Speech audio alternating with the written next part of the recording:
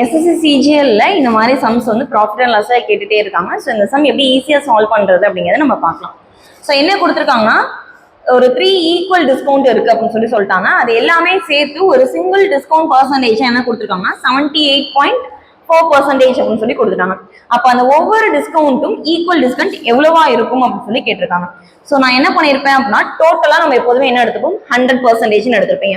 100ல 78.4 நான் டிஸ்கவுண்டாவே கொடுத்துட்டேன். அப்ப 100 மைனஸ் 78.4 அப்படின்னா என்ன வேல்யூ இருந்திருக்கும் 21.6% இருந்திருக்குமா. ஸோ இனிஷியல் மார்க்கெட் பிரைஸ் வந்து எனக்கு 100 இருந்துச்சு அப்படின்னா செல்லிங் பிரைஸ் என்னவா இருக்கும் 21.6 இருக்கும். இதை பார்த்தோன்னே உங்களுக்கு ஒரு ஹிண்ட் வந்திருக்கும், இது வந்து 6 கியூபோட வேல்யூ அப்படின்னு சொல்லிட்டு. ஸோ அதனால என்ன பண்றேன்னா இந்த பாயிண்ட்டை ரிமூவ் பண்ணிட்டு நம்ம ரேஷியோ தானே எழுதுறோம், இங்க வந்து ஒரு 0 எடுத்துட்டேன். ஓகேவா, இப்ப பார்த்தோன்னே கியூப் வேல்யூ மாதிரி தெரியுதா.